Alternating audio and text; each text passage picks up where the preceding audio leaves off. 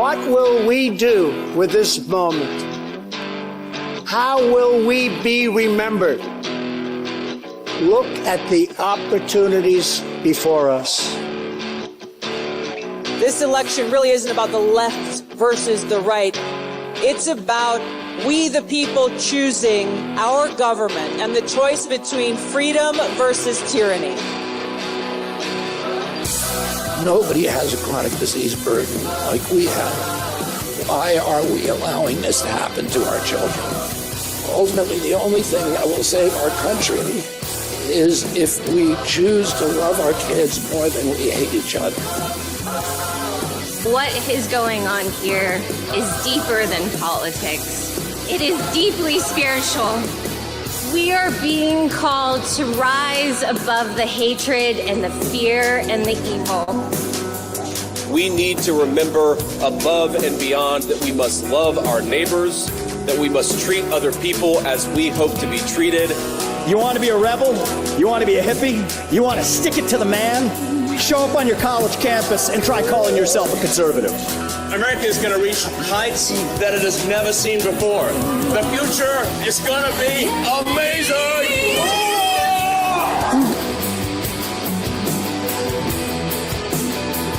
Do you want healthy children? Don't you want a president that's going to make America healthy again?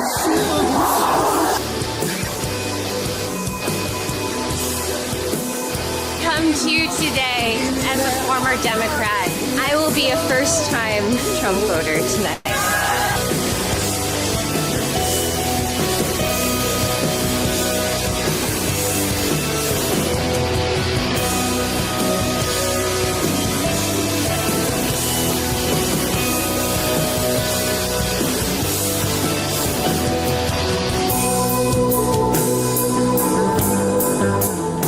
The people dreamed this country, and it's the people who are making America great again.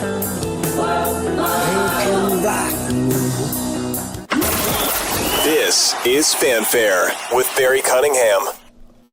What's up, everybody? I hope you all had a fantastic Thanksgiving. I hope there was no trouble in the homes, that everybody was okay, that you didn't have the liberal nut relative there bothering you. I just hope everything went fine. Just everything went fine. And now we're into the Christmas season. None of that happy holiday stuff. We're into the Christmas season. And for those of us, who have Jewish friends, happy Hanukkah as well. Those are the two we're going to go with. Merry Christmas and happy Hanukkah. All the other stuff, not going to happen here. Not going to happen. Not a Kwanzaa fan, but somewhat of a Festivus fan. We got to have Festivus for the rest of us. That seems like we should have the airing of grievances. We're going to see the airing of grievances with the Democrats probably for the next 4 years. So they're going to have Festivus for at least till 2028. But the rest of us, we have so much to look forward to.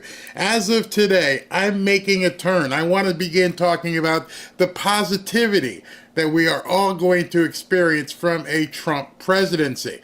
Today, I am broadcasting live on Rumble, on YouTube, and on X. X, you still have a problem with whatever it is with the comments, but we're going to see if we can't get that fixed real quick here.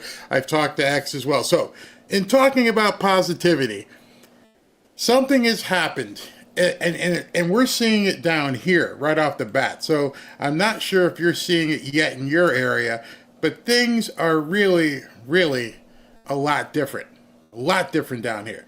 Take a listen to this. In President-elect Donald Trump's victory earlier this month, Palm Beach, the home of his Mar-A-Lago resort, is seeing a surge of tourists to the area, with some MAGA Republicans looking to make the region their new home. CNN's Randy Kay has the details. This is the magnet where everybody who wants to see Trump has got to come to Palm Beach. Artist Bruce Helander first came to Palm Beach in 1983 to open an art gallery on the exclusive Worth Avenue. A lot has changed since then, and with Donald Trump once again the president-elect, Palm Beach, which leans Democratic, is again the center of the MAGA universe. We've definitely seen a major Trump bump. I've got my phone ringing nonstop, so there's definitely been an increase in traffic. This is the one that we're going to show to the new. Vince Marotta is a top-selling real estate agent here. He says some people meeting with Trump are now also looking to put down roots in the area. Did your phone start ringing right after the election? They did. In fact, just a few days after, I got a call from a major broker who said to me she's working with somebody in the Trump Brain Trust, and they're looking to find something somewhere close to Mar-a-Lago in the $10 to $15 million range. Mar-a-Lago, the 58-bedroom estate that Trump calls home, is where the president-elect has been conducting job interviews to fill his cabinet and holding key meetings during the transition period. In Palm Beach and neighboring West Palm Beach, just across the water from Mar-a-Lago, there has been a steady stream of limousines ferrying prominent Republicans, world leaders, and others around the area. We've seen the president of Argentina was in the city. We've seen, NATO dignitaries. We've seen Fortune 500 CEOs. Bernardo Neto is the general manager at the Ben Hotel, which sits just about 2 miles from Mar-a-Lago. These days, it's a popular spot for media, dignitaries, and anyone hoping to get access to Trump or a job with the new administration. I think having any president-elect 2 miles away, but absolutely, since the election, we've seen a big uptake of reservations. But we've seen an increase at least 15%. The airports are filled. The hotels are filled. The restaurants, impossible to get a reservation. It's a very exciting time. Exciting for some, but stressful too. Security around Palm Beach is tighter than ever, especially along what's known as Billionaires Row. So you have to understand, the people who live on Palm Beach Island, we're not talking about West Palm Beach or Palm Beach County. We're talking about Palm Beach Island, where all the gazillionaires live. They're a little upset because there's a lot more traffic these days. They're used to being able to go wherever they want in their limos or their Rolls Royces. But now that Trump is here, you got to be careful because there's all kinds of stuff that's going on. But you know what? It's still there. If you want to drive down Palm Beach Island, it may take you a little bit extra time. But I encourage you to go take a look at Palm Beach Island.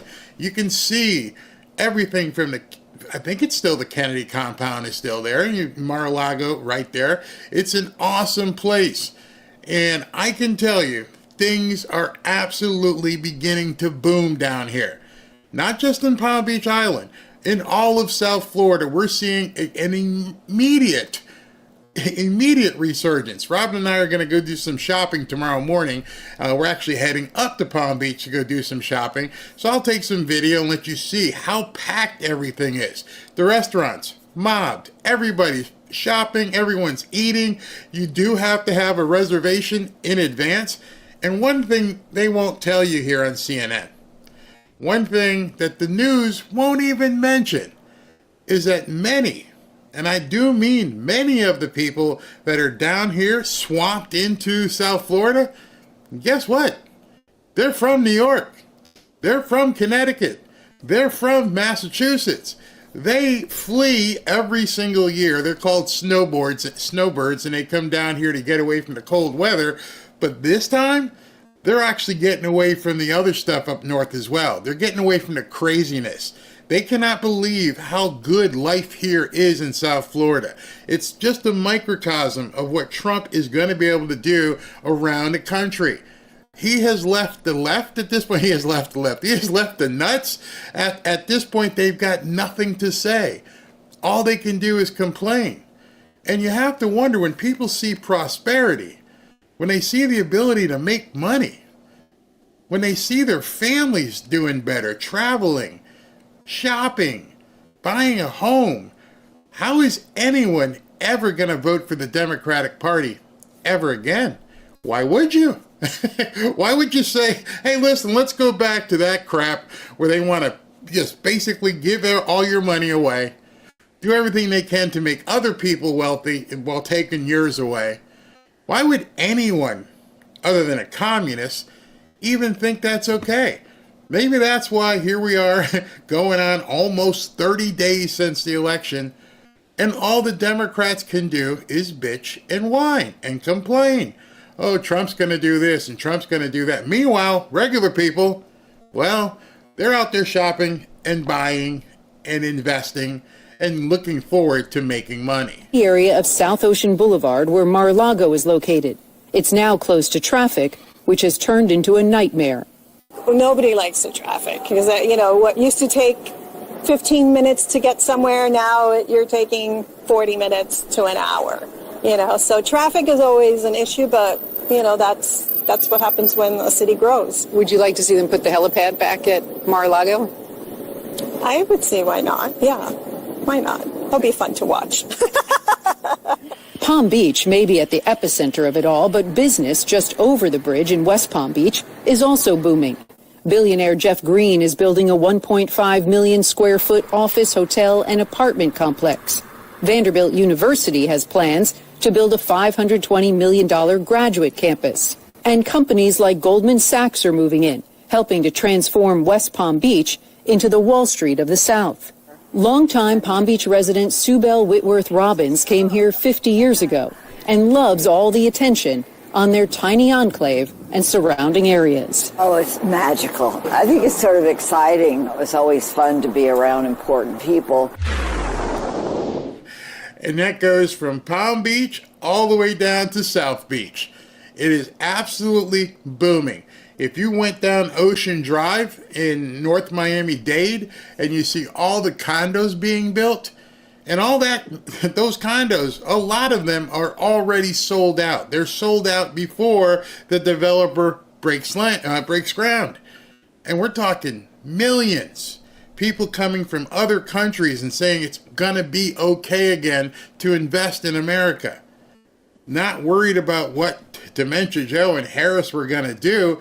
It's as if the gates just flew open, and I can't even fathom the immediacy of what we're seeing down here. I hope your area begins to see it as well. If you live in the north or in a blue area, you're going to find there's going to be politicians that are going to try to tamp it down. They don't want you to see that prosperity. The last thing they'd want you to enjoy is immediate prosperity from Donald Trump before he even takes office. Just imagine that. He doesn't even take office until January 20th, and already we're seeing a boom in the economy. And what's worse for the liberals, and they're finding this out as well, it's beginning to spread. I couldn't believe this next piece I'm going to show you, where a guy who owns grocery stores in Connecticut, New Jersey, New York, and Massachusetts, in under 30 days, he's beginning to see a change. It's almost as if people had money sitting in bank accounts, under mattresses, wherever they had to have them, and then all of a sudden, Trump shows up, he wins in a landslide, which was what people, real people, actually wanted. And it's just left people stymied. And trees. Yeah, I'm so glad that before I talk to you, I'm already full, because that food looks fantastic that you have there. Are you optimistic about the policies that you're hearing about being implemented? Do you think grocery prices will actually come down? Edward, first of all, I've been saying for 2 years that our customers coming in the store, we're still shopping, we're seeing the customer count, but they're putting one less item in their basket. This Thanksgiving, that swap. I've talked to our buyers, I've talked to our managers in our stores, and they're putting one more item in their cart. So there is some optimism out there right now about the economy. I can feel it. I'm in the middle with all these customers. I met a lot of them today in the store. They feel good about Thanksgiving, and they're doing quality. We're seeing things like prime steaks are up in sales right now. People want to get stuff. We have turkey in a box. I just showed you a little bit of some of the items. You get a turkey, mashed potato, bread, the whole thing for $200. That's $25 a head because there's 8 people at it served. Now think of what he just said. He's selling pre-prepared meals that you can find at any store that does that stuff. Down here, we're always at Whole Foods with their pre-prepared stuff. But even our local grocery stores have pre-prepared foods that you can just bring home. And what he just said is you can bring home a turkey deal, a whole turkey deal meal for $200, which is for 8 people, that's $25 a person. $25 a person, and he's seeing this stuff move off the shelves this year. So even people, New Jersey, New York, Connecticut, and Massachusetts, where his stores are, they're actually ordering this $25 a meal, $25 per person meal for Thanksgiving. Prosperity is coming back. If it's coming back in under 30 days, you can be rest assured that there's a lot of money that was stacked away, hidden, put off the table. Hey, listen, we need to tighten our belts right now because we don't know what's going to happen. And in under 30 days, we're seeing that stuff just begin to wither away. People are reinvesting. People are looking to buy property. They're not afraid to go to the grocery store, spend more money in under 30 days. How can a Democrat ever compete with that? We're seeing companies all over the place get rid of their DEI. I actually saw commercials watching football games that, oh my God, highlighted and featured families. Apple has one of the best commercials out there right now for a hearing aid, and a guy watching a white guy watching his white daughter play guitar, and he gets into tears because he can operate his hearing aid through his phone. And I'm thinking, these companies, Target had a fantastic one. Bud Light is making fun of DEI. How did all this happen just in 30 days? Were these people being held hostage? Were all of these corporations being told, if you don't do this, we're going to do this to you? And now, already, they're getting into the office, they're getting into the studios, they're recutting commercials, and they're actually showing white people and black people, and, not the people with nose rings and not the people with blue hairs. They're actually embracing Americana. How could that possibly be? We were told it was racist. It was bad. Oh my God, how can this possibly be? That's the Trump effect. People don't want to do anything at their house. They're going to buy this, bring it home. Maybe you're going to use your own chafing dish so you don't let everybody know that we made it at Stu Leonard's rather than you. But you know what? That's the secret. That's the secret of it. There's a good feeling out there right now that I get today. I heard your guests on earlier, and I don't know why. It could be some optimism for the future, but it could be the way the stock market's going. But people feel good, and I see them spending in the store. Let me ask you. People feel good, and I see them spending in the store. Meanwhile, that is obviously an upscale, boutique-y type grocer, and you're seeing people, whole families, wandering around, putting stuff in their baskets. People are feeling comfortable spending money again. So your meat index is up. We're going to call it a meat index. What about the business environment for you and your company expanding, maybe hiring more people? Is there a policy that you're hoping for, that looking forward to that would maybe get you to hire some more folks? Well, you know what? We're a family business. We've been in Connecticut for 100 years. We have stores in Jersey and New York. And I would say all of our costs around me are going up here at Stu Leonard's, And I just put this little my little chart here, but this is a drumstick. But if you notice, 37% of the food cost is labor. So I have chefs, I have people making your mashed potatoes, they're making all of this, making fresh guacamole. 37%. Then you have all these other ones like insurance, utility, transportation, property tax, and packaging. Packaging's up 10% from 3 years ago. That one chart of a drumstick that he's holding up should be given to every Democrat politician. It's obvious they don't understand the supply chain. They don't understand what it takes to get a product to market, what it takes to profit from a product to market. And as he's going through this, they definitely don't understand the economy at scale of a person in a business. They think this guy's making so much money, he's not paying his fair share. I want you to hear when he gets to his profit margin. And you got a 40% increase in utilities, And also transportation's up 50% right now. So the Trump talks about lowering, and by the way, look, here's our profit margin of 2 pennies for every dollar, okay, before tax. 2% before tax is their profit. You tell me, what was Kamala Harris and what are the Democrats thinking when they wanted to tax these people even more? 2% profit before taxes. Obviously, he makes his money on volume. And on that volume, I'm sure there's some products that are loss leaders that you actually can make more money on with the other stuff. Obviously, if you buy the meal, you probably buy the soda or the drinks or something else that goes along with it that have higher profit margins. But in essence, the entire store makes about a 2% profit before taxes. Did they want these people to make no money?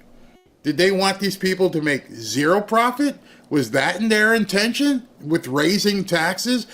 None of these people seem to understand the amount of taxes a business owner has to pay and all of the costs associated with bringing those goods to the table. Actually, I don't think they cared. I don't think they care what you do. They don't care if you go out of business. Look, the government will run the store. It's incredible what you're going to see over the first 6 months of the Trump administration. It's going to be glorious. So we're hoping, we invest a lot back in new stores, hiring people, like you said. We just opened a store in Clifton. We're going to hire people, but nothing the economy is doing right now is motivating us as a business to really want to expand and grow, because the costs are right. So Stu, your graphics department is better than mine. I just have a line here on the. What's the best cut? Just quickly before we have to go, what's the best cut for me to pop on the green egg that I have? That would be, in my estimation, from watching Robin. I don't eat steak. She loves filet. So I'll just give you that. Filet mignon is what she eats. But okay. Now let that sink in and realize at this point that business leaders from around the world are now seeing the Trump effect. In real estate, in supermarkets, this weekend, if you're out shopping, you're going to see it in retail. If you don't believe me, ask some of the people you might bump into in the store or in the mall. You are going to be surprised when you actually talk to people and see the look on their faces that they're actually out there shopping, spending money. Because the outlook of where we're headed, remember I've told you many times, you don't skate to where the puck is, you skate to where the puck is going to be. And right now people are seeing this and going, I have a job, I'm okay, and I know in a couple months, less than a couple months, this guy's going to be in office, and all the bad stuff that they've done is going to go away bit by bit by bit. And that includes a lot of stuff that they've done. Something that actually affects me personally. You see, now we're seeing tech, big tech, begin to show up at Mar-A-Lago, and they're kissing the ring. Is it because Elon or Vivek or whatever? But now we're starting to see it. Check this out. Stephen, real quick, Politico is reporting that Mark Zuckerberg was at Mar-a-Lago today meeting with President Trump. Can you confirm that? Yes, that's correct. And Mark Zuckerberg has been very clear about his desire to be a supporter of and a participant in this change that we're seeing all around America, all around the world with this reform movement that Donald Trump is leading. Mark Zuckerberg, like so many business leaders, understand that President Trump is an agent of change, an agent of prosperity. Right. And so business leaders, CEOs, everywhere, they want to be an element, a supporter, a booster of making our economy prosperous, delivering for American workers, and making sure that America is the most powerful, wealthiest, freest nation on the face of the earth. So we'll see what comes of that. And Mark, obviously, he has his own interests, and he has his own company, and he has his own agenda, but he's made clear that he wants to support the national renewal of America under President Trump's leadership? Now, to me, that is astounding. Facebook. I just want to let Facebook know. You should go back in time and undo all the wrong that you've done. I had a Facebook page that had over 1 million Trump supporters on it. I was generating in excess of $100,000 per month. We had a thriving business. And one day I woke up and got ready to log on, and I was gone. I was history. Go away. Don't ever come back. $100,000 a month business just vanished into the ether. It was just gone. And so now, now you want to come back? And now you want to kiss the ring and say, "Hey, we're sorry everything happened the way it did. It was Biden or something. You got to give us another chance to make it right." How are you going to make it right?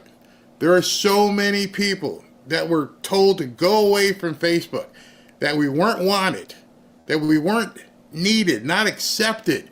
We were lepers. You took away people's businesses. All because you didn't want us even talking. Those of you right now who are watching this, you may be watching it on Rumble. And you may be watching it on Rumble because I decided, not knowing at that time what was going to happen with Trump, that I should probably look at, diversifying. Because the people here at YouTube, I didn't know what they were going to do. So I have a sponsorship with Rumble, one that's incredibly important to the survival of my company and their company. When Rumble first started in 2013, they built the platform for a small creator like me. They didn't censor or have any biases. They were fair and treated all creators equally. I wish I could say the same thing about these guys. No one thought these platforms would censor political conversation or censor opinions on COVID. Can I even say that? But they did. Facebook admitted they felt pressure to the Biden and Harris administration. Imagine that. They admitted in congressional hearings that they got pressured by the Biden and Harris administration. Rumble didn't. They held the line. They are attacked daily for giving us a voice to talk to you and talk, without having to worry too much about what we're saying. They are attacked in corporate media. They are attacked by governments like France. They are attacked from brand advertisers who refuse to work with them. They're attacked all over the place. Corporate America is fighting to remove speech, and Rumble is fighting to keep it. Rumble won't survive without brand advertisers, and they don't get much of it right now. I am branching out with my channel because of the fact I want to help Rumble. Dan Bongino is on Rumble. Watching our show on Rumble is the most they can ask from you. But if you really believe in this fight, and if you have the means, one major way to help is by joining Rumble Studio. Join a community that believes in the First Amendment and believes in our human right to free speech. Rumble is offering $10 off with the promo code STUDIO when you purchase an annual subscription. I have seen personally what the difference is with Rumble. It takes me a little bit, time to get ready. It takes me a little bit it's different in terms of the dashboard, but I love it. I absolutely love it. The people have been fantastic and they're communicative with me. So the reason why I'm doing this spot right here is because I encourage you, if you'd like to be able to create content and actually support a network like Rumble, that helps me and people like Dan Bongino and many other of the people you watch, go to rumble.com/premium and use the promo code STUDIO. Like I said, if you have the means and believe in the cause, now is the time to join Rumble Premium. If you don't have the means, we're just as happy if you watch me on Rumble as well. So, that being said, let's go ahead and talk more about what Stephen Miller and what's his name? Oh, ouch. I got bit by something. Zuckerberg are doing.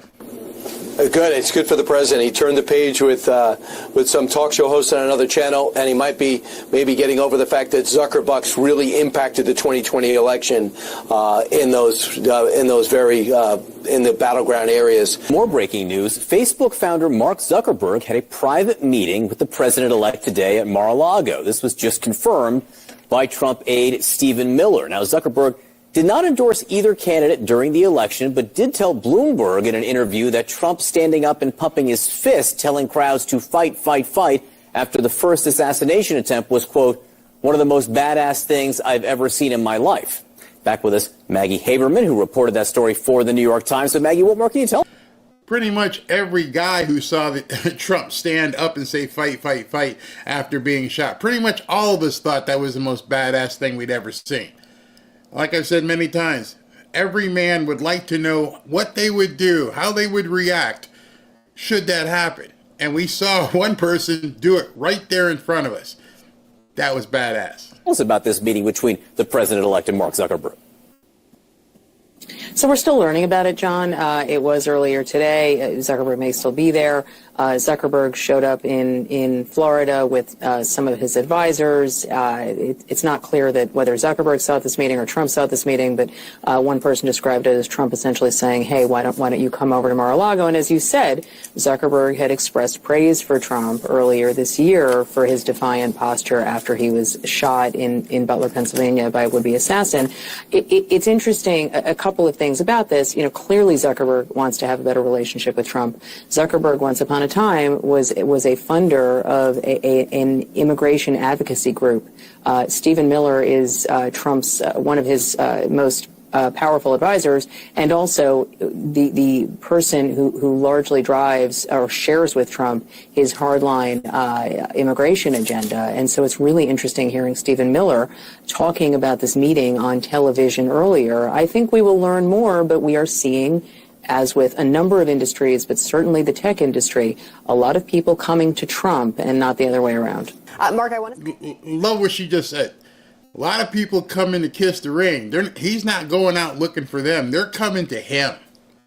They realize with the scrutiny of Section 230, and Section 230, that's the regulation that you can basically tweak to make it life really difficult for social media networks, including YouTube.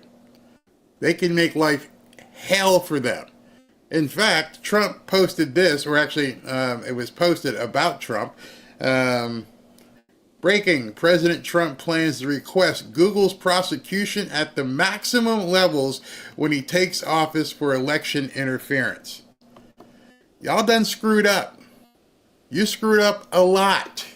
And now you're going to have Pam Bondi and her entire staff coming after you, Google, and here as well. The election interference, I think, is going to be a vast investigation.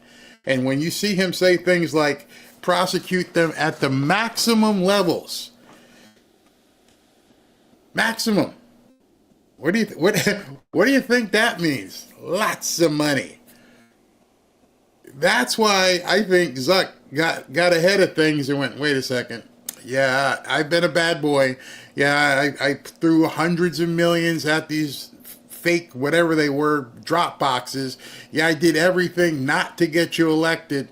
I gave them all kinds of money.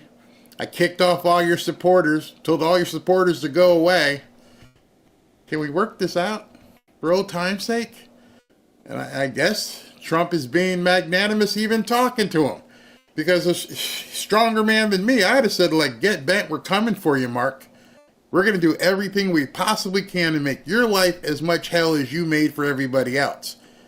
Now, you have to wonder, because the first person we saw who kind of like gave up the goodies was Jeff Bezos, when he's like, I don't want you guys doing all this stuff, and we're going to start hiring conservative reporters here. And people went, no, it's all, we're going to quit, we're going to resign. Go ahead, I'll just hire more of them then. And now Zuckerberg, he comes in and goes, sorry, I am so sorry. I was bad. Can we work this out? Trump understands, and I know there's a bunch of you who are pissed. I'm pissed.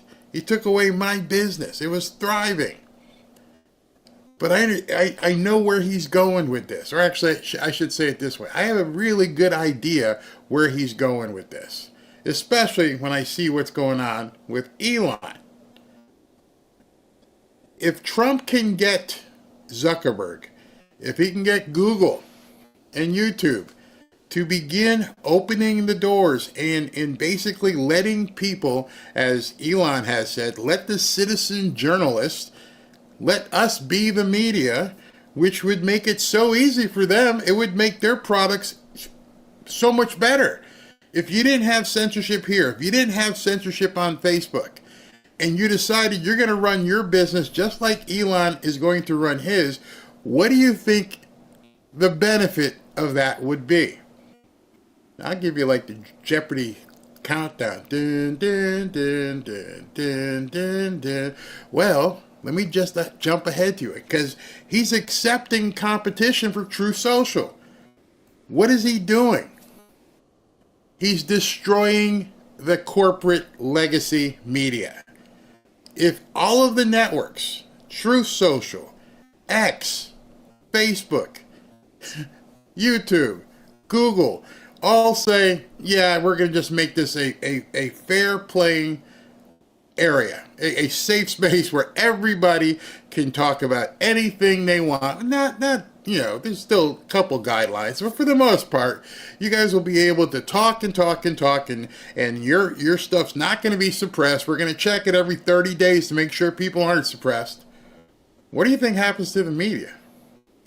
What do you think happens to the media going forward in the 2026 elections and the 2028 elections? You see, without them, the libnuts are done. They don't have the Joe Rogans, as they always lament at this point. They don't have the bench of people out there creating content and talking. They rely 100% on the media basically carrying their water. What happens if the media can't do it?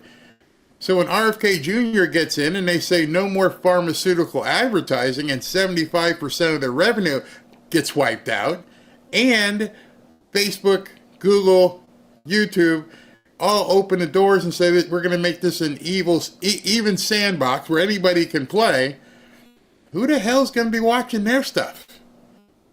That's what I think is happening. To you first. So Zuckerberg reportedly was grateful for the invitation to the Florida mansion, the opportunity to meet with members of Trump's team, with the president-elect about this incoming administration. Your thoughts on this meeting? Is he just trying to play nice now because, I don't know, he might be worried about maybe the way that the new president, President Donald Trump, might handle social media networks during his next 4 years? Well, happy holidays. Good afternoon. According to my sources, although there were chairs at the dinner table, Mark Zuckerberg bent the knee, because any CEO now knows that Donald Trump is the new sheriff in town, and they want to be on as good terms as possible. These two have had an on-again, off-again relationship, and I think it's pretty clear that... So according to his sources, Zuckerberg, quote, bent the knee, unquote. I call it kissing the ring. If that's what he heard from his sources, that Zuckerberg went in and sorry, then you can see what's about to happen. It's only a matter of time. Could he go back in 2028 if Trump and the Republicans aren't in power? Sure. But right now he knows. You see, everything that's happening in this short period of time is happening for one reason. Money. Lots of money. You see, money is what's greasing these people, and what he has probably said to him is, you're not getting any government bucks, so you're going to have to play fair so you can have more advertising dollars. You're going to have a lot more advertising dollars, Mark. Why? Because we're going to take it away from these news stations.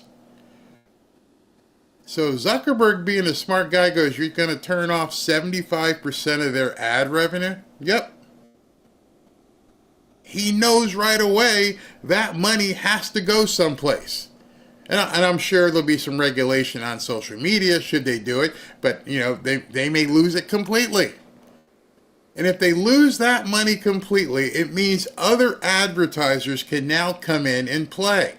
Right now, the way it is, these pharmaceuticals basically can spend as much as they want because they know they have a clientele that's going to keep buying this stuff because they've been pushed all these pharmaceuticals.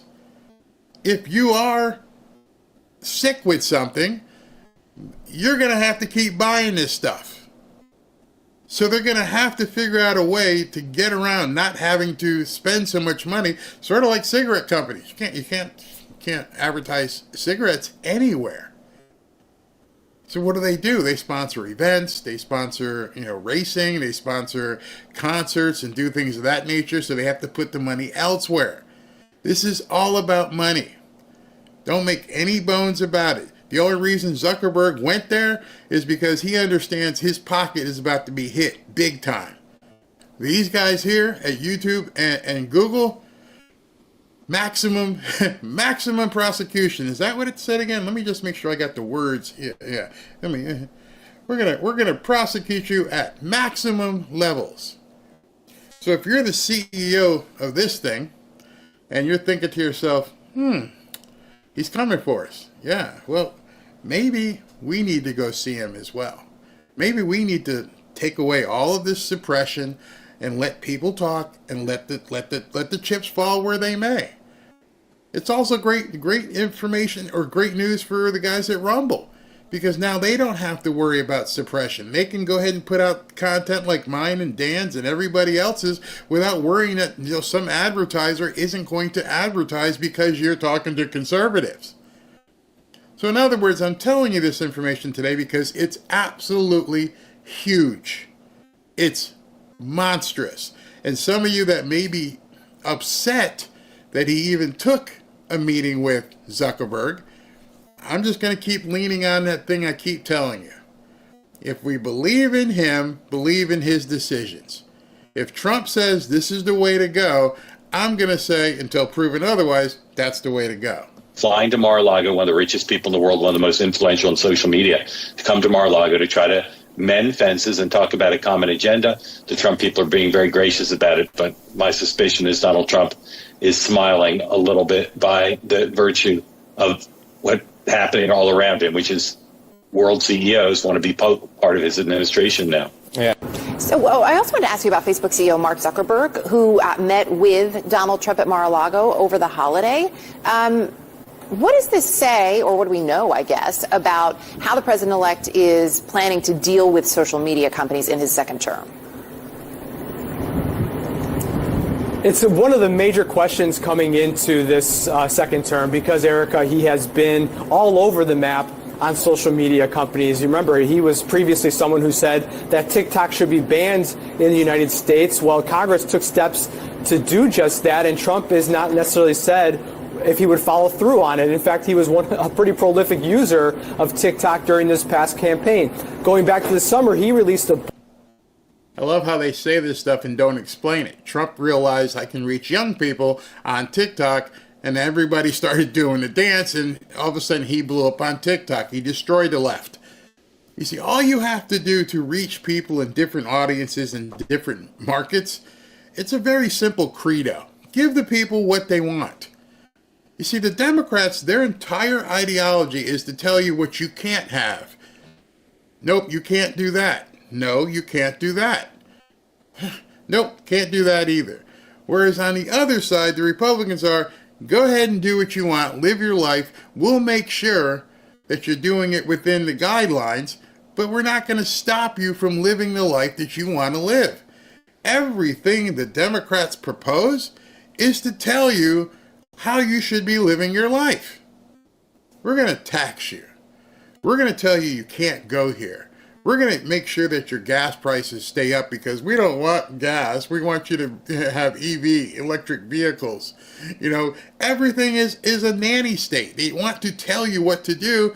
And so it's very easy for somebody like Trump just come in and go, let me just take everything out. You want to make a TikTok video? Go ahead and make your doggone TikTok video. Book where he threatened Mark Zuckerberg with life in prison if he were to engage in any form in this election. Well, now they are dining together. And of course, Elon Musk, Trump has always been very critical of Twitter in the past. Well, now that Elon Musk has taken over it and renamed it X, they couldn't be closer. In fact, yesterday, Trump and Musk dined together on Thanksgiving as well. So his approach to social media has been an entire... Wait till I show you how they melted down. I say they, the left media. I mean, you all had guests. You had friends, maybe neighbors, family, who came over for Thanksgiving. Nobody told you who you couldn't and could invite to your dinner, who wanted to come to your house. Why the hell are the media so freaked out about Elon Musk dining with Melania, Donald, Barron, and the family and other people? It made their heads explode. 180. I will point out, though, that he has put in charge of the FCC an individual by the name of Brendan Carr, who has been very critical of Facebook and has lopped them in with Microsoft, Apple, and Google and other giant tech companies that he thinks should be reined in. And that's a big one. Watch for that. In fact, when he named him, that was a big signal to all of the tech giants out there. We're coming for you. If you don't get in line, we are coming for you.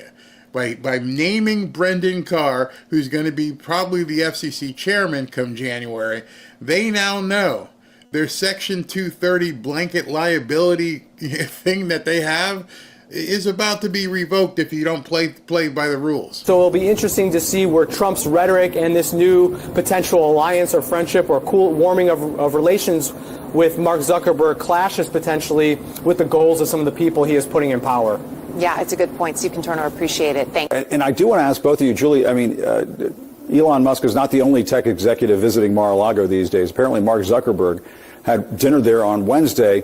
What do you think that means? It sounds as though a lot of these... Look at their faces.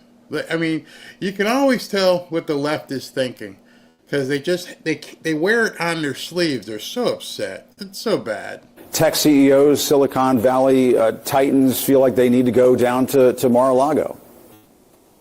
They're all bending the knee the same way that Jeff Bezos bent the knee even before the election with what he did at the Washington Post. This is what you see when authoritarians come in. This is exactly, speaking of Russia, what you saw in the 1990s and the early 2000s with oligarchs bending the knee to Vladimir Putin, thinking they could control him. Well, I've got news for them. They're not going to be able to in any way, shape, or form, the same way that the oligarchs in Moscow were not able to control Vladimir Putin. So if they want to continue to make money off of a guy that they think is a dope that they're going to be able to play, they probably will. They'll continue to be very rich. But by no means should we believe that they're in any way, shape, or form going to be the ones dictating to him. And that starts with Elon Musk and ends with Mark Zuckerberg. He will dictate to them. That's how autocracy begins. And, so it's autocracy if you're the president and you're the one who's going to say what's going on in this country. Again, the words that she said, control. They want people to control Trump. Whether it be foreign adversaries or people in this country, their ideology is for you to be controlled by some governmental agency or person. They don't like free enterprise. They don't like free speech. And it just goes against everything that they feel. And I don't understand how that is going to ever be a selling point in America ever again as people begin to feel the freedom once again. Maybe some people, it's been a while, maybe some people don't even remember what it's like to do what you want to do, to have the money to do what you want to do, without Big Brother telling you you can't do it. It's been at least since 18 that you had to watch what you say. Oh, we got all these different words now. Oh, newcomers, we can't call them from what they really are. Oh, don't say the big A word, it's baby removal. And then we're going to have parties about baby removal. We're going to park a big blue bus outside the DNC and promote baby removal, but don't you dare say anything bad about it. Oh, these people are taking over apartment complexes, but it's not their fault. You know, they're just looking for some bread. Everything that they've tried to do is to make Americans feel diminished and that you are not worthy of being here. They are. And give us your money so we can let them feel worthy. And every movies, Hollywood, they're done. Movies back not even too far ago were fun to watch, even if they had liberal nuts in them. One of my favorite franchise of movies, besides The Godfather, which has De Niro in it, was the Oceans series. Ocean 11, 12, and 13, whatever they were, and George Clooney. I knew George Clooney was a nut, but it was just a movie. And then all of a sudden, movies changed, and movies had to be a certain way and had to have a certain person in it. Even if it's historically, we're just going to insert this person, and can't you just do the remake or do the movie? And now this movie Wicked is coming out, which I think is going to be a massive flop. They DEI'd the hell out of that movie. Just last night, Wizard of Oz was on. I'm like, oh, there's Dorothy, and it's Judy Garland and the three, you know, the lion, the scarecrow, and the Tin Man. And yes, they were all white. But you know what? I grew up on that. Didn't make me crazy that the people in that movie were all white. Not at all. You know, and that would have been the perfect movie because as they're skipping through the field, you could have had the pink-haired people and everything. In fact, the Munchkin kids. I don't even know if you could have Munchkin kids now. Would that offend people right there? And they had to change everything. Lord of the Rings, when that new series came out on, I think it's on Paramount, and now there's black people in Lord of the Rings. Vikings. It's insane. It's absolutely insane. Never mind the sports. Never mind the entirety of the sports things by having, you know, all that stuff go on. So life is going to change back very soon. One of the, outside of this, of course, I mean, one of the main focuses has been on President-elect Trump's cabinet picks, which, again, we know we're targeted as part of this as well. But a lot of what we've been keeping an eye on is sort of this revolving door out of Mar-A-Lago to see who is coming to meet with the president-elect and whether that translates to something more. We've seen a lot of that in the tech world. I mean, Elon Musk, I think, is maybe the most prominent example. We saw him, I mean, during Thanksgiving, he was seen at Mar-a-Lago with Trump and some of his family members, but also Meta CEO Mark Zuckerberg has been down there at points. So? Understand this is a news channel, and they're showing video, and they're letting you know that he was down there with, you know, Trump, and they were eating turkey. And he was sitting at the Trump table, and they were eating turkey together. Oh my, what does that mean? It means he invited a friend. Okay, that's what it means. You're looking way too far into this. He likes the guy likes him. Come on over, eat some turkey with me. Okay, bring your mom. I don't care. Elon Musk dancing to YMCA with President-elect there. I mean, overall, what do you make of their relationship? But also, when you think of the Mark Zuckerberg of it all, what do you make of tech leaders and how they're approaching this incoming administration? Why would anyone have an opinion to give on a news channel about someone's relationship with somebody else? Make it make sense. Tell me why, as a person doing the news, so this relationship between Donald Trump and Elon Musk and, you know, Vivek and some other people and Tulsi, you know, what kind of relationship should he be having right now? He should be having the relationship he wants to. You know, there's nothing wrong, especially since there's one huge fact. As of today, or whenever that video was taken last night, he's a private citizen.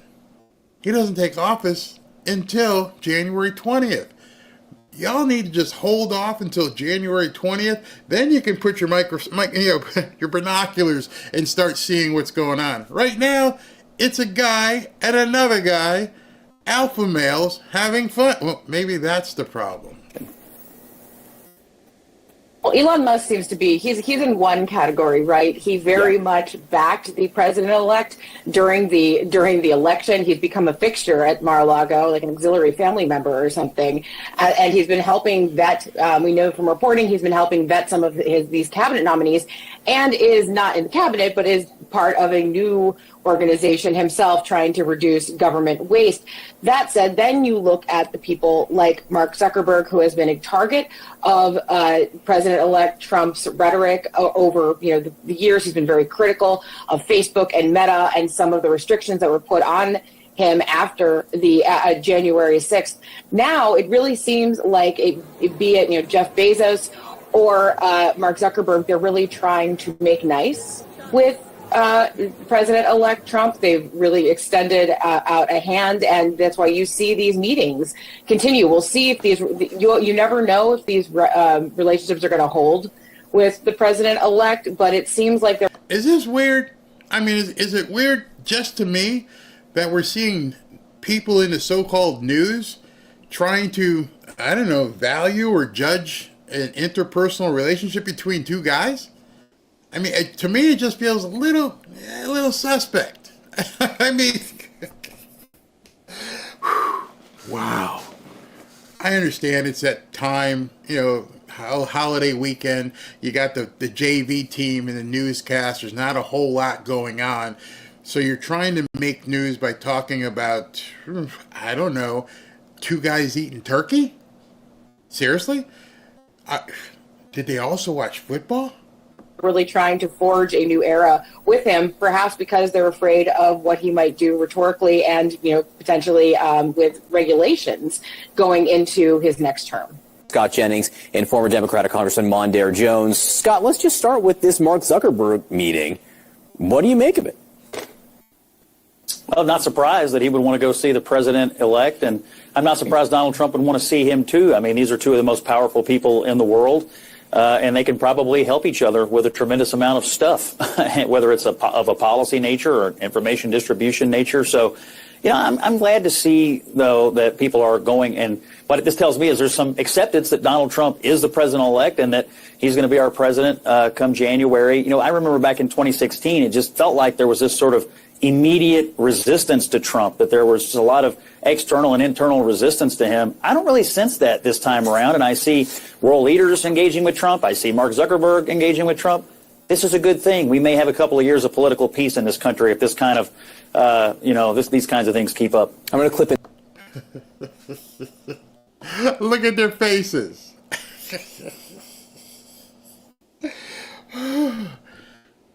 They look like they're at a funeral.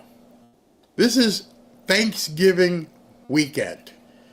Slow news days here, and they look like literally the most unhappy people you'd ever want to be around. I don't know how they're going to survive. I don't know how they're going to get to the point watching his inauguration. They may just self-combust. It's incredible. Oh, man. Guy Ishan says they are jealous. Yeah, I think so. Trump will soon get rid of the federal income tax and we will soon be free and off the plantation. I would love to see when he puts up no tax on tips, no tax on overtime, and he starts doing that. Who's going to oppose that? Who's going to commit basically political suicide and go against all of this? I can't wait. I am grateful everything Father God has done for this country. Absolutely. Absolutely. The faces of feces. Will I be having an inauguration party in Boca? There's an idea. We might have to work that out. Let's see. Report the news. Mind your business. Nothing but hurt haters. Barry, who the bleep do these so-called reporters think they are? They're nobodies. This man just won, as you know, you voted for him, the presidency of the United States. as far as I know, there's no manual that says, "Hey, you can't eat turkey with this dude." I'm gonna tell you something else too. I'm gonna give you a little insight that you probably already have. They're talking about Elon and Donald and Mark Zuckerberg on a holiday because they have no one else to talk about. Where the hell's Joe? Where the hell's Kamala? They have nothing to say. Nancy, there's nothing. There literally is nobody running the country right now. It's on autopilot for the next 50 days. And they're not doing anything but try to get as much money out the door as possible before Trump takes over. I read something today, I couldn't verify it before the show, but it was on Zero Hedge, and it said Zelensky is willing to talk about ceding parts of Ukraine to Vlad. And I'm like, wait a second, wait, Trump's not even in office and you're talking about basically waving the white flag? Are you seriously doing that? Come on, man. Seriously? It's happening so fast. Trump cures cancer. Mainstream media says, here's why cancer is a good thing. Yeah, literally. At this point, I don't know if they realize how stupid they look to a normal person. Yeah, it's a view of their own funerals. I couldn't imagine an ideology that gets me so entwined to the point where I can't even function normally without trying to find some way to attack Trump. You're in for a long road of grief if all you have to do is wake up every single morning and say, how can I attack Trump and everything he's doing? Try to make it look the other way. This entire guacamole thing that they've been on. Oh, your guacamole is going to get much more expensive if Trump does the tariffs with Mexico. And everybody who has seen these newcomers go roughshod through the country is like, so? That's what your defense is? Not the fact that he's going to use the tariff to get Mexico to do certain things. And she's flip-flopping because somebody's obviously getting to her, but she knows that so much of her economy is dependent upon the United States. She's got no leverage. None. You got no hand, as they said on Seinfeld. You got nothing. You can posture, you can pontificate, you can say crap in the media, but when it comes down to it, you need us a lot more than we need you. Your people need us a lot more than we need you. You don't have any hand here. You have no leverage. Nothing. So you can just go ahead and say what you want between now and January 20th. Trump doesn't have to do anything. He's told you. On January 20th, I'm shutting the border and I'm hitting you with 25%. Until then, you can go ahead and do whatever you want. I don't care. Call my bluff. You think we care if guacamole goes higher? Get lost. What a great time to be alive. I hope you guys get out over the weekend and just go shopping. Just watch people. Watch people say Merry Christmas. I can't wait to just hear someone across the counter say Merry Christmas. I'm like, thank you. Merry Christmas to you. Take it back. I've told you before, use your keyboard, use your phone, do what you ever want to do. Now start taking it back in person. Hey, I'm buying something. Thank you. You're welcome. Merry Christmas. Merry Christmas. Give it to them. And watch people's face light up. No one's going to complain except, if the cashier's got a nose ring or something, but I don't know. Be careful there. But the kindness at this time of year that those of us who are Christians can now feel free, not that we ever would have stopped, but now we feel comfortable is a word, showering people with, God bless you, Merry Christmas. Wherever you shop, if it's a grocery store, the drugstore, you got right now a month of Merry Christmas to everybody. And let them feel the warmth and understand where you're coming from. And if they're upset and if they're shaving their head, doesn't matter. Merry Christmas. I don't want to hear your stuff. Fine with me. You're not going to stop me. You can't take my joy. Don't let anybody take your joy with what's going on right now. You probably shouldn't let them take your joy anyway because you got it from within. But now, even more so. Now in a much more earthy type way. Go to the store. Go to the restaurant. Shower people. Let them have it. Let them have your joy. For a political party that was so much about the joy, they ain't got none. They don't have any joy whatsoever. They're miserable. This is your time to shine. That's what I wanted to get out there today.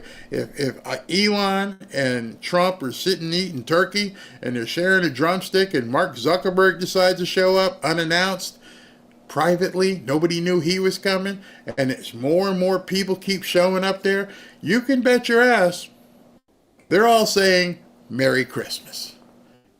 Trump, Melania, you see how she decorates? It's a Merry Christmas. It's a Merry Christmas in Palm Beach right now. It's a Merry Christmas throughout South Florida. We're going to go have some tomorrow ourselves because it's that time of year. So let me show you this. Same woman in two different cuts. This same woman in two different cuts and how she responds to Trump and his testosterone. Elon Musk obviously is tasked to be part of this Department of Government Efficiency, but in the process of his talking it up online, he has noted the names of specific workers in the federal government. I think in this case, maybe 4 women who deal in the area of climate. And it's not doxing, but it's making people public who aren't high-profile individuals. Kind of, what's your sense of this? Is this something we can expect in terms of how this pseudo-agency is going to operate? I certainly hope this isn't what we should expect. It's one thing if you name their job titles and you talk about the fact that I believe that this is duplicitous role or this is unnecessary or there's waste. So they don't want Trump or his people, Elon, mentioning these people's names, even though it's public record, you're a government employee. Because why? Because you're making too much money, you're making money, you're a no-show. But this woman in the brown jacket, who's supposedly a Republican, in this clip, I think it's like 30 seconds, she's going to tell you why you shouldn't be talking about these employees. Fine, we can have the arguments about all of that. But to your point, Audie, and I think you hit it on the head, these are just random employees of the federal government. But I mean, talking with some Republicans this weekend, I was hearing, look, it's public information. They are government officials. That this is fair game. So I do think that is all factually correct in the terms that this is publicly available information. You can find these people's names. However, they are just random rank and file bureaucrats in D.C. to put their names out there in such a heated rhetoric, in such a heightened environment. It just puts a target on people who didn't step into the public sphere. You know, Megan and I and you. Grow up. If you're working for a job in the government and you know at this point that Elon Musk is coming in to basically cut, you're fair game. You're a government employee. You took the job. It's sort of like saying you play a football team. Hey, well, don't talk about me. Well, you took a job knowing that you were going to be in the public eye. I make videos. I know I'm in the public eye. When I go places, people say, hey, Barry, and luckily they're smiling. They're not looking to throw anything at me, maybe because I'm bigger than the normal human, but I get a lot of people who recognize me. I went to play poker the other night, and the guy they switch your tables as you progress and get better. They switch your tables. Hey, you're going to play at table 10 or whatever. So the guy switches the table to me, and I walk over. Scout's honor. I walk over, and the guy just goes like this to me. He starts doing the Trump dance. I went, oh, my God. He didn't say anything else. He just went like that. And I'm like, yes, people recognize you. If you feel like you need to hide because of the job you have, maybe it's the wrong job. But this woman here, the Republican, is saying, oh, it's bad for Elon, to be talking about these people. You know this as well. We're a bit more of public figures. And so I've received a lot of threats personally, many threats. The FBI has been involved twice in threats that have come against me. And it's scary. You wonder if a person in a crowd is somebody who knows you and hates you, somebody who wants to do that. We have to be careful with how we talk about each other and to each other, because I can tell you, not only is it scary for communities and everybody involved when there's a swatting incident or something like any of this, but it's the family members who are scared too, who are like, oh my gosh, my person is now a target, or there's at least somebody who would consider targeting them. There's just no place for it anywhere in the world, especially in the United States. And it's paramount that at the end of the day, and you heard lots of reporting over Thanksgiving of people, I don't want to hang out with you because you voted for Trump or you voted for Kamala. Put the honor. Did you hear that? You see, I don't know if this woman's been threatened or not. But I'm kind of suspect about that because nobody knows who the hell you are. I didn't put her name up on the screen because it wasn't important, wasn't germane to what I was talking about, but nobody knows who she is. I mean, I'm sorry, just not that important. Just get over it. If you're getting death threats, you're probably typing them up yourself because you're not really saying anything that anyone would, basically want to threaten you with. Me, on the other hand, I talk about the live nuts all the time. You don't. You're chastising Trump. What death threats are you gonna get? These people. But watch how fast she changes here. We're down. Like, we're all Americans at the end of the day. We lived through 9/11. We remember what it's like to have a very united nation. And it terrifies me. It really does. A few moments later. So, Aaron, take a look at this. We didn't hear from the incoming president today. He's been holed up at Mar-a-Lago, but he did post this on Truth Social. He wrote, "Happy Thanksgiving to all, including to the radical left lunatics who've worked so hard to destroy our country, but who have miserably failed. And will always fail because their ideas and policies are so hopelessly bad that the great people of our nation just gave a landslide victory to those who want to make America." He's so good. Oh, he's so good. Great again. Is that the message of unity he would hope for on Thanksgiving? Perhaps not how I would have recommended a Thanksgiving message, but I don't think that he's necessarily wrong here. The American people did resoundingly reject Democrats. Joe Biden's blaming the media here. It's like the classic James Carville, it's the economy, stupid. The problem is, it's the message, Democrats. That's what the American people rejected. You can beat them over the head and belittle them every time that they take a misstep for whatever woke ideological goalpost that has been set up arbitrarily for them at whatever moment, and think that they're going to continue to try and support the policies when every time they get beat down on other things. Of course, Donald Trump is going to be bombastic and unapologetic about it, but the American people said, that's what I want. Same woman. Different networks. You're watching a movie when you watch these people. She goes on CNN, oh, you shouldn't be putting out the employees' names because that's bad. Oh my God, we're going to get death threats, blah, blah, blah. She goes on Fox and says, oh, that's what we voted for. Yeah, we're going to go after people. Maybe you're not getting death threats. Maybe people are like, what the hell is your head's not on? You're spinning. You're like Linda Blair. We can't make heads or tails of you at this point. Not even 30 minutes later, you're on another show. You're like, yeah, give it to him, Donnie. Oh, don't do it because it might upset some people. Oh, yeah, give it to him. What do you want us to do here? Okay. I mean, I'm going to say something. I don't want anyone to get offended. I'm over this unity. I don't care if we're unified. What I care is the 50% or whoever it was that voted for Trump. The man does what we need him to do.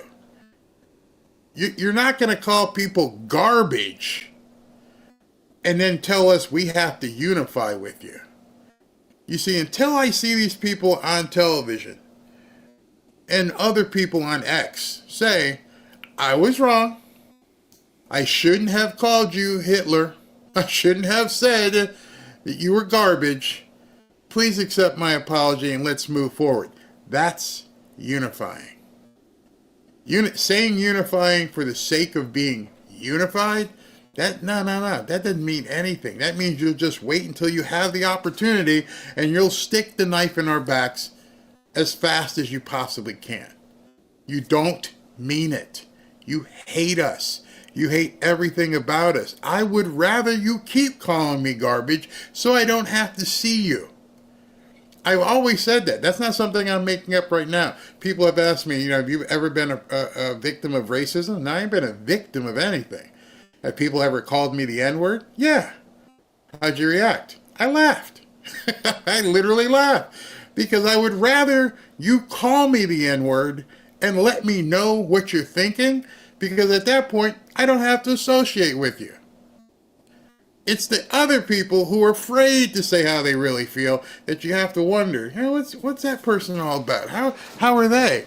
And so right now, you got a lot of libnuts out there who are trying to pretend like, oh, everything's okay. Let's unify. Let's come back together. I'd rather you be like Joy Reid.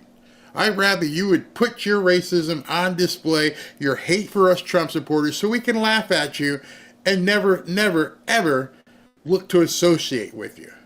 That's all I'm saying. Shave your head? Thank you. Now I know when I see you. Tell me, if you're so adamant, if you're so bold, if you are the type of person you think you can, just say anything you want, say it. Wear the white hood. I don't care.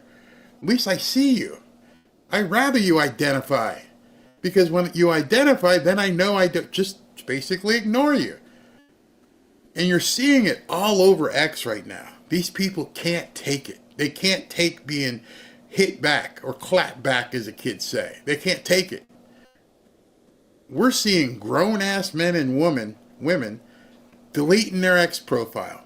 Today, Rob Reiner said, I'm out, and then he checked himself into a rehab mental facility. This is a grown-ass rich white man who's made movies and things for decades, who acted in a series where the lead guy in the series was probably the biggest bigot ever filmed, his character rather.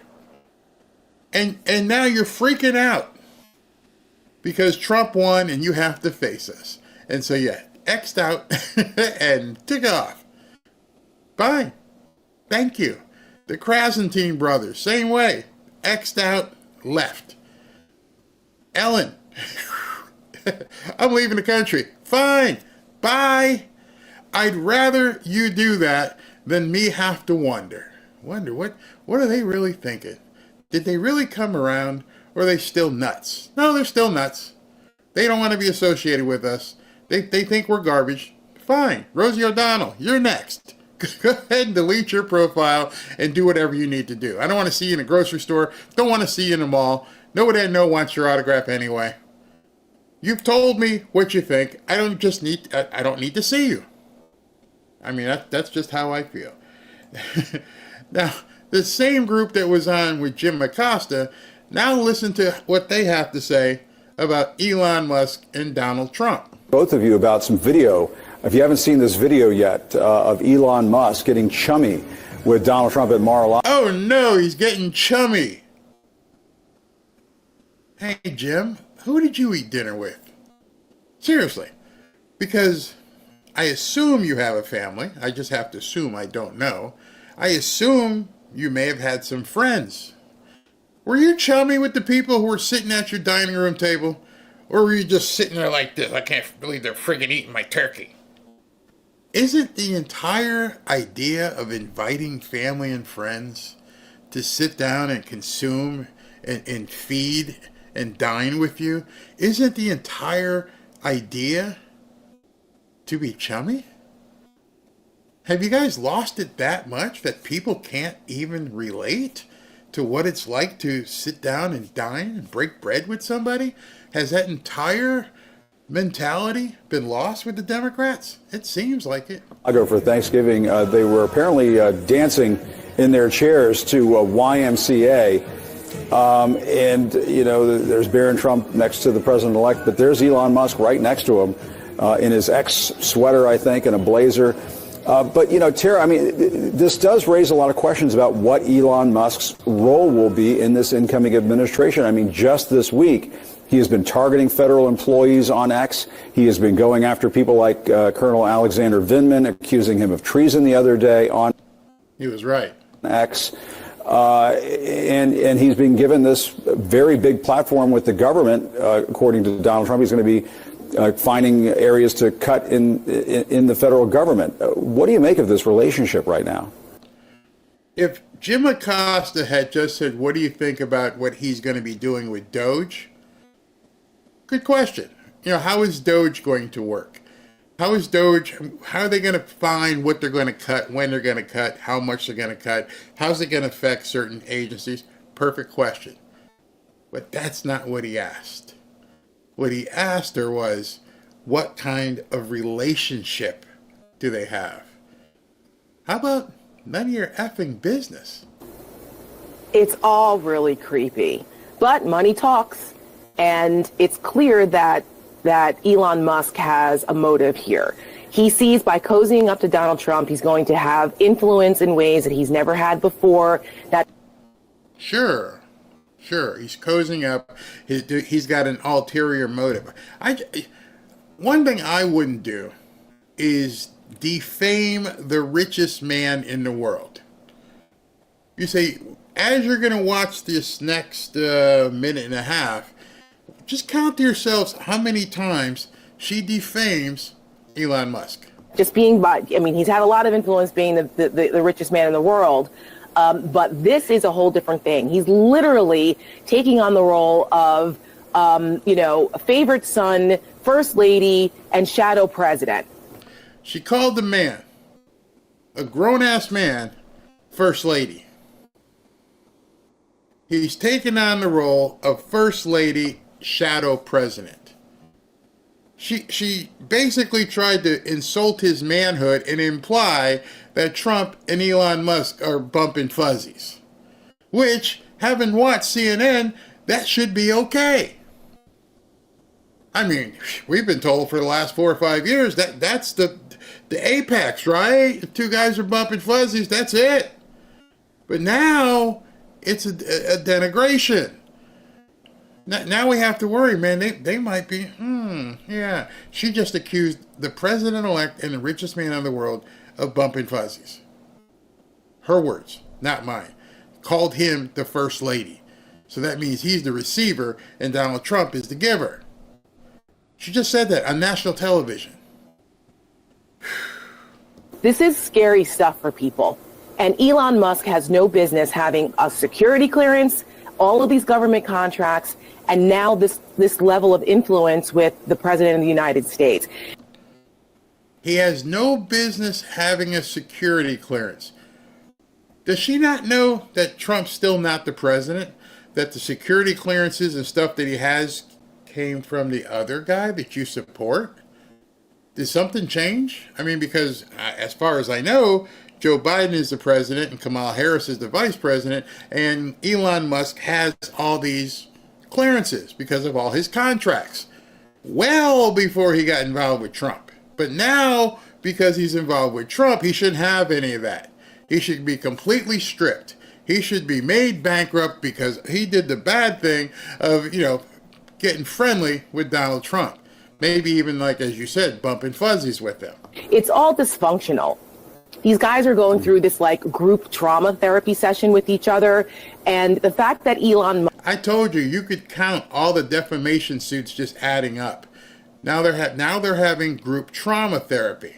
Musk is the guest that won't leave, and that Donald Trump continues to give him this role. It speaks volumes. Why wasn't Elon Musk with his own family?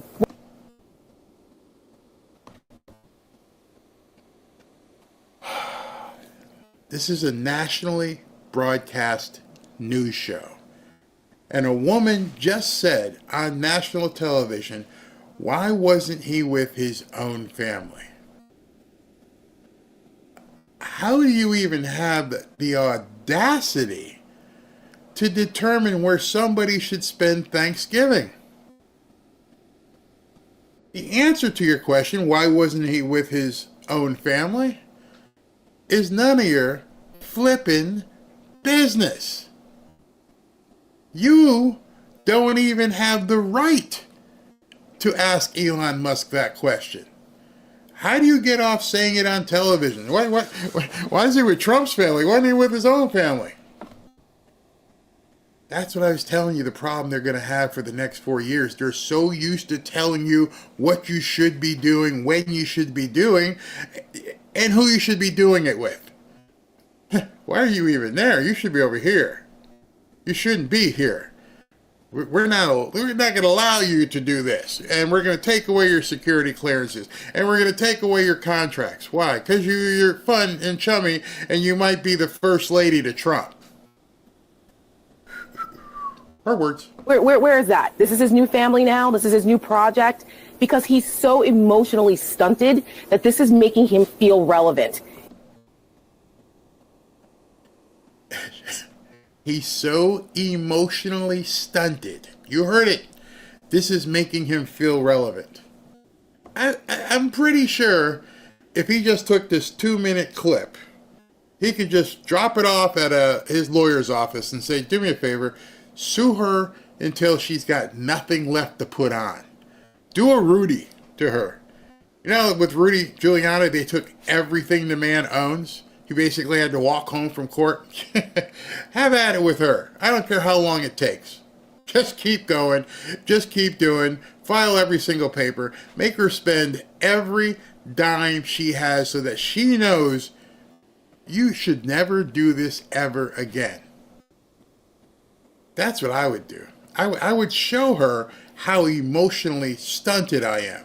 I'm so stunted, I'm going to bankrupt you and prove to you just how much of an emotionally deranged person that I really am. Meanwhile, good luck eating ramen for the next 3 years. And the fact that as a country and in the world, geopolitics are going to be influenced by this guy going through whatever psychosis, processing he's going through. Oh, now I'm psychotic. This is literally a 2-minute and 28-second clip. I told you these people are nuts. Should scare the hell out of everybody because this is not just in the U.S., but they're influencing and trying to target people also in other countries. This is not just here in the U.S. with this intimidation factor. So the tentacles of this are really, really long. We should keep paying attention to it. I'm glad that we are now. It's Thanksgiving weekend. I am happy all of you had a great Thanksgiving. I'm happy that all of you tuned in, whether it's on Rumble, whether it's on Twitter, or here on YouTube. Thank you for watching. I really appreciate it because I'm happy. I am very happy. This is the time of year, the most wonderful time of the year. And it's made more wonderful because you don't have to be like these people. You don't have to be a complete nut job. You can sit back and see things are happening, and they're happening well for Americans who understand and want other Americans to prosper, want other Americans to be happy. These people don't want you happy. It's oozing out of them. They're like all Grinches. We can only hope that one day something happens with them and Cindy Lou Who comes into the room late at night and they give her some milk and cookies and their hearts grow. Because right now they're miserable. They're absolutely miserable. They don't know what to do. They've got no one leading them. They said today that they may make AOC their presidential candidate in 2028. Good luck with that. There is no joy. That was the worst campaign slogan ever. They don't even want joy. They don't look forward to joy.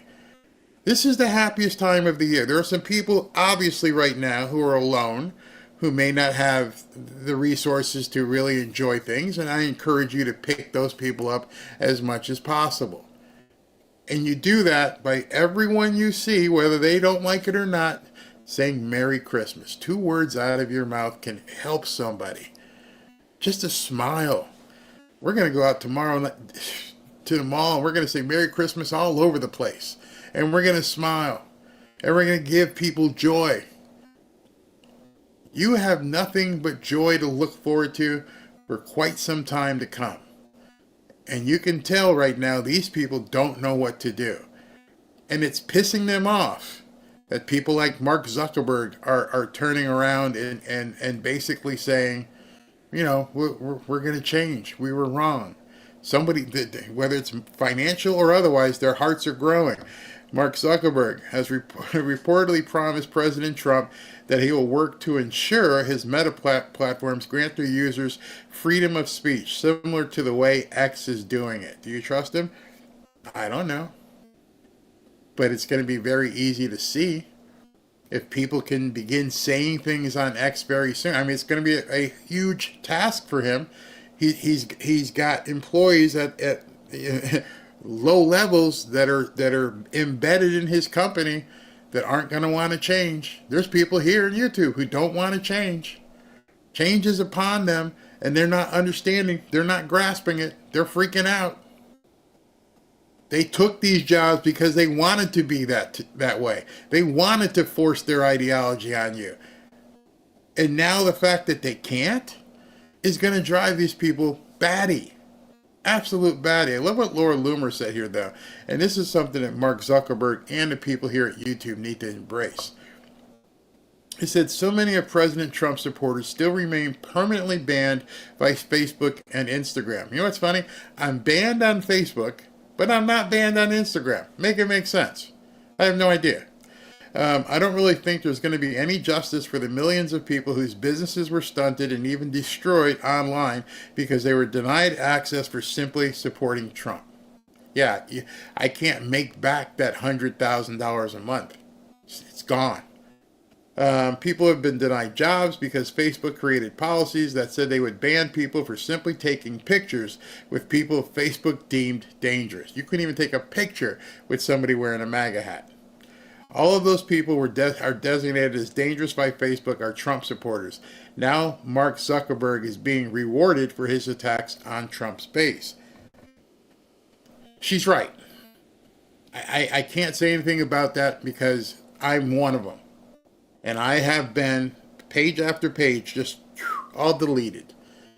If I try to do another one, they'll delete it again. But I think we have to heal as a nation. If he's willing, and obviously he went to see Trump and say, okay, I messed up. There's no way I can right the storm. There's no way I can fix what we've done. But I can tell you, we're going to try and get some of these people reinstated, and we're going to try to do better moving forward. Do you trust them? Not going to have to trust them. You're going to see it right away. Whenever they've made their agreement, however they're going to move forward, we're going to see it actually happen. We will be able to tell whether or not Mark Zuckerberg really wants to embrace all Americans, not just the nutty left. We're going to see if these people here keep hitting the button and telling you can't say that, you can't do this over and over and over again. I have 330,000 subscribers, and I cannot get my message out to those 330,000 people because I support Trump. I am so happy each one of you watching continues to come back, but it is the business as it's been put to me. Hey, we're not going to show all your stuff. Not going to happen. And you can't talk about that. And you can't talk about that. Okay, we're playing by your rules, but there is a new sheriff in town right now. Just like with Mexico, are you willing to sacrifice your company to your shareholders just to keep an ideology that obviously failed? It's not working. There is no more DEI. It's going away. Biden and Harris, they're going away. Everything that they wanted to do is going away. I can't say the word for newcomers that really is what they are because someone in your office has decided that that's offensive. We're done with that. If it's a legal word, if it's in the dictionary, am I not breaking any laws, then that's your basis point. Period. And that's what Trump should say to them. If people aren't breaking the law, if they're saying things that are actually correct, then you shouldn't be able to step in whatsoever. That's the basis point. From there, we'll work on algorithms and suppression and everything else, but you should be able to say what you want to say. We're never going to make up for what they've done. I know that. You know that. Laura, nope, it's not going to, you can't make up time. That's one thing you can't make up. There's no way we can say, hey, give me back that 3 or 4 years of time because you can't. It's gone. It's never coming back. I can't worry about it. But what I can worry about is what are you going to do moving forward? How are you going to allow us all to prosper in this new reality? That's all I want. You may well be right. Yeah, I can't look back. How do I get Rumble? Just go to Rumble, and just like you went here, just like you do on Twitter, just go to Rumble and log in. Excuse me. Looking good is the best revenge. Being happy, yeah.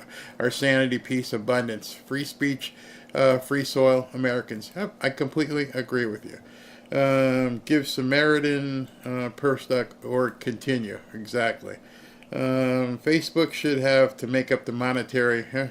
He's got it, but I don't even know how they would calculate it.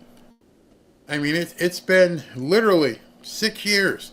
And if they averaged out my monthly income and they did that for everybody, I don't even think Zuck's got that much money.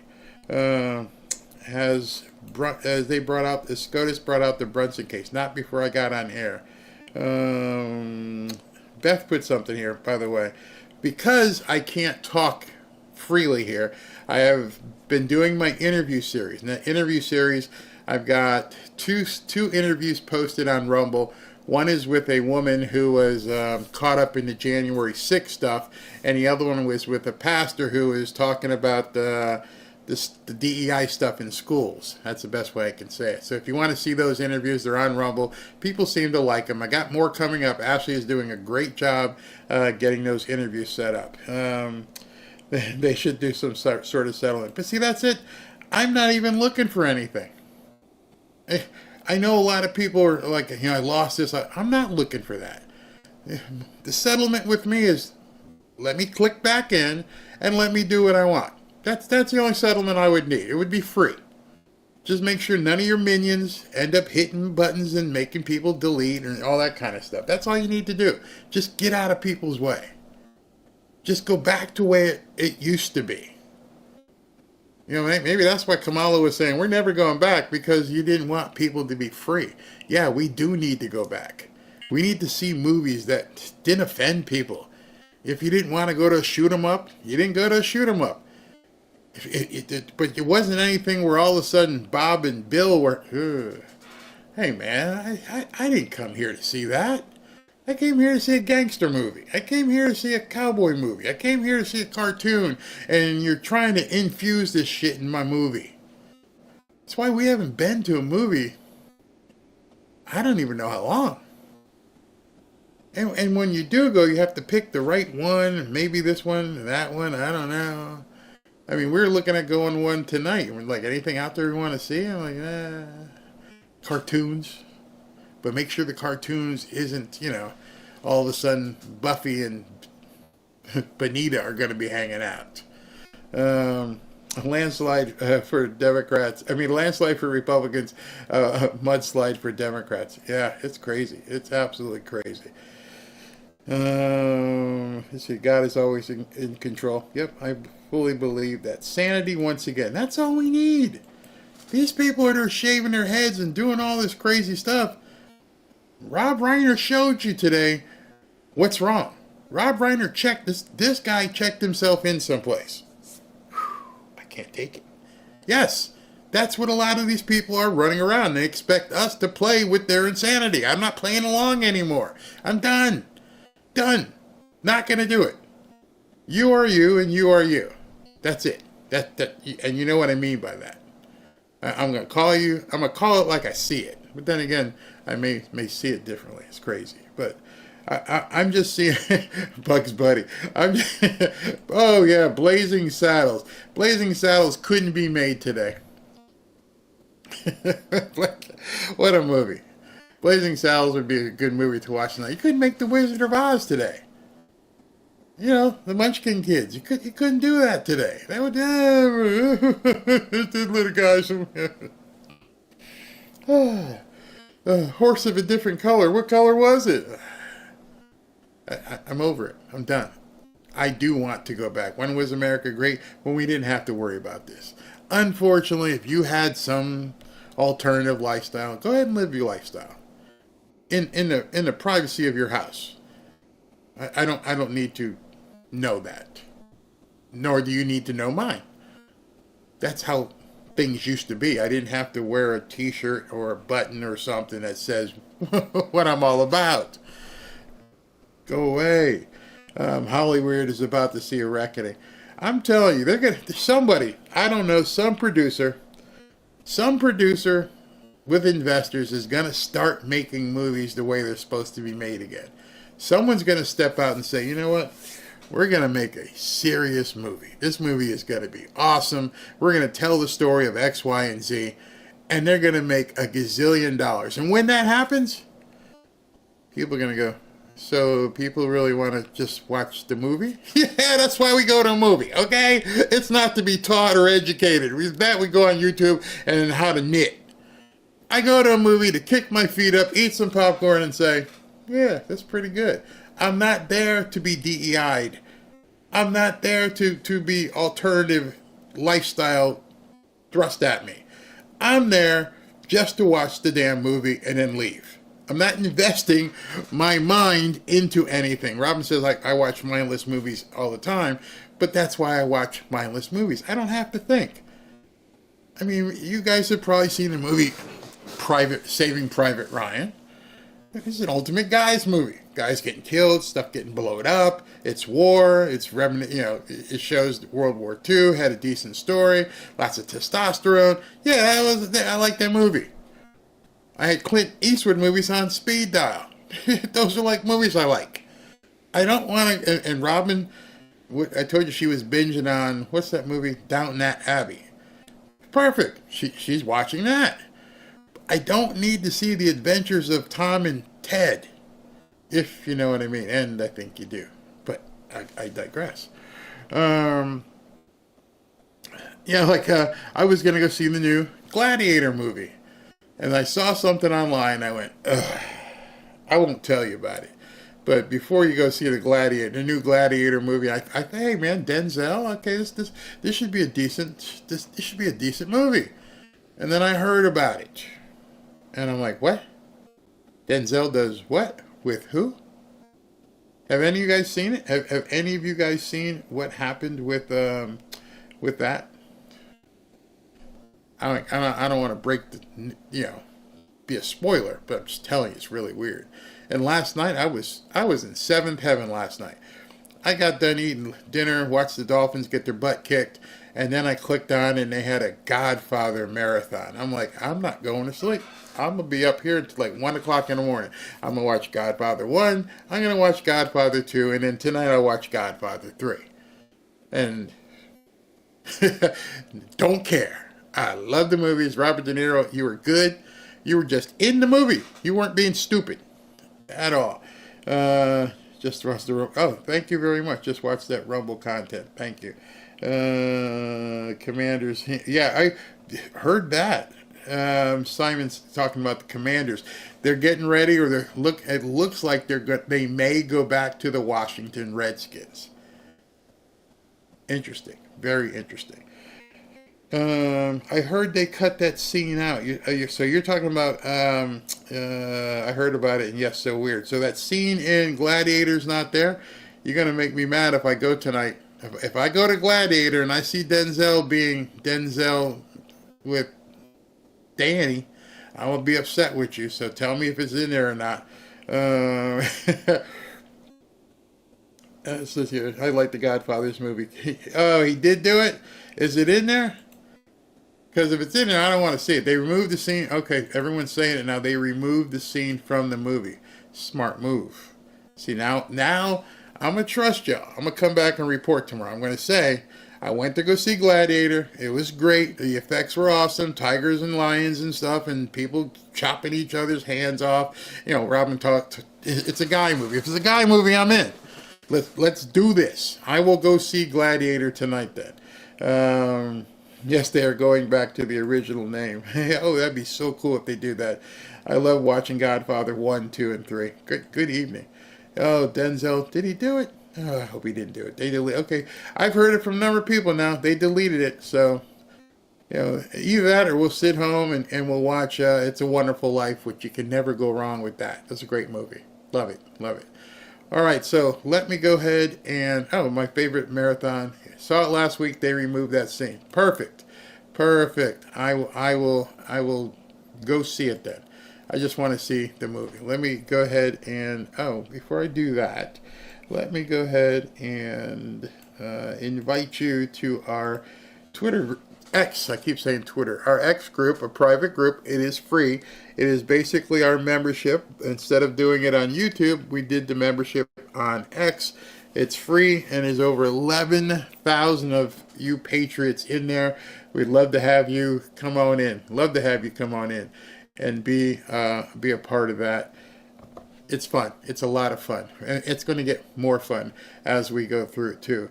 And I don't know if we'll do tonight because it's a holiday weekend, but go ahead and sign up to win a hoodie at fanfareshop.org and we'll give those away as well. Now, I'm not sure if, like I said, if we'll do tonight because of, it's a holiday weekend. People might play it. I thank you all for showing up during the daytime show, but I'm not going to do two right. I'm going to do one today and I'll do one tomorrow and I'll do one Sunday. And then we'll go back to normal programming on Monday. Beverly Linton, best, what's it say?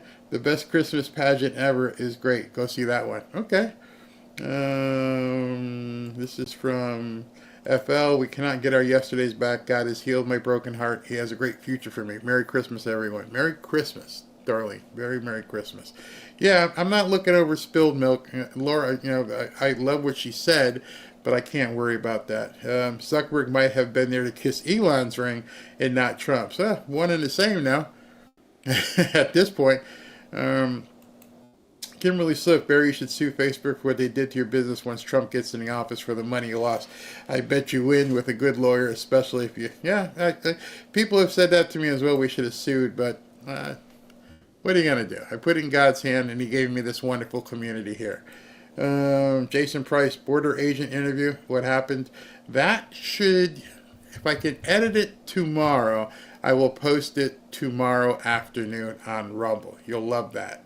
Sherry, I was going to wait until Monday when people are all back and ready to watch things, but I may put it up there tomorrow.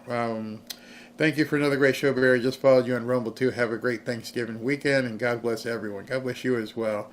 Beverly Litton, ban George Soros and Alex Soros, and for some reason they forget those two guys. They can own whatever they want.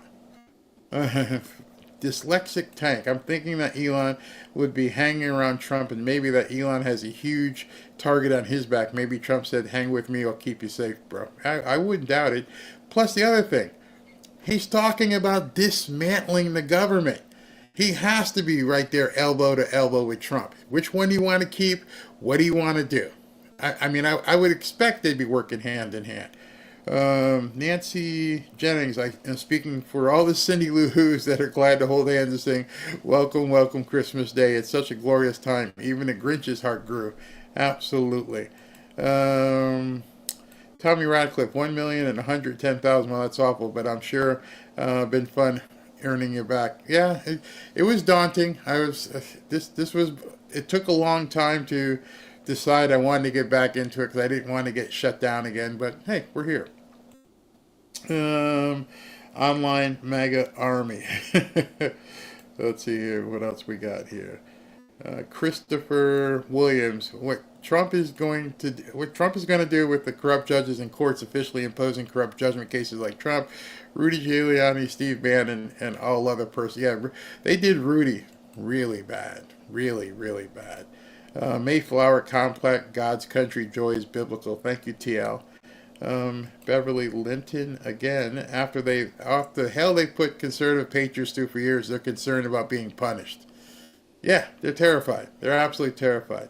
Nicholas Lamonicus, Merry Christmas, buried to your family and all. And I'm going to find some Christmas music that's not copyrighted, and I'm going to start infusing that into tomorrow's show. We'll do that. Have some Christmas music. Beverly Litton again. Zuckerberg is a backstabber, Trojan horse for the left. I hope Trump realizes that. I'm sure he's not just meeting him with open arms. I'm sure he's going to have to prove himself. Ellie Avenel, Merry Christmas, Barry, mods and roomies. Merry Christmas, Merry Trumpus to all. Thank you very much. I love this time of the year. Love it. I didn't used to, but now I do. Just another knucklehead. Lucinda Williams, you took my joy. I want it back. And the reason being is, when my grandfather died a long time ago, Christmas was different. Then I got divorced, and it just wasn't the same. But now with Ashley and of course Robin, it feels like Christmas again.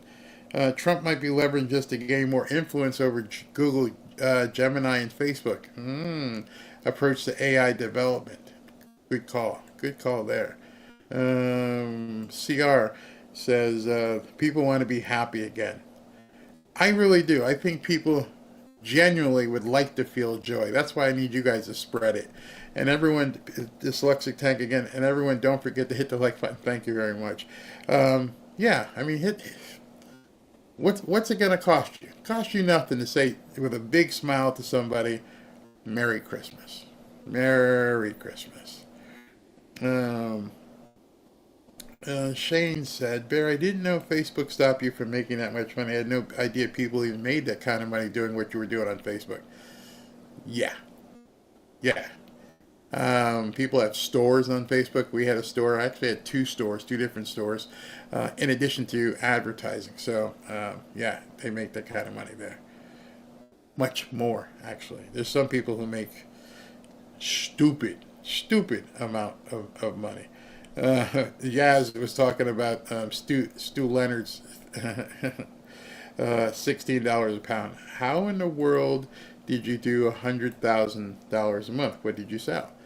Well, I had at one point the biggest Trump store online back then. I sold hoodies and hats, and it was just phenomenal, absolutely phenomenal. T-shirts, all kinds of T-shirts we had as well. This is from Mark of Reality. I suppose this is not a good time to have the property across the street from Mar-A-Lago. I wonder how hell the close neighbors get on with the Secret Service. There is no property across the street from Mar-A-Lago. The property across the street is the Atlantic Ocean. It sits between the ocean and the intercoastal. There's no front, nothing in front of it and nothing behind it.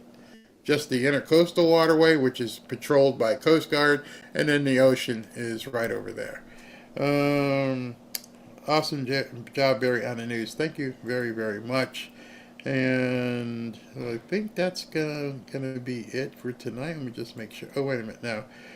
Patty McLeod, I had the family doing the Trump dance on Thanksgiving. It was great. Hope your Thanksgiving was great. Yes, it was. And Mr. Krabs, hey Barry, I've emailed you with some great ideas. Be sure to check them out. Will do for sure. All right, everybody. Thank you guys for tuning in. I was going to do 2 today, but you know what? I'm in that season. I'm feeling it as well. I want to spend time with the wife, so I'll see you guys tomorrow at about 3:30 as well. Talk to you soon.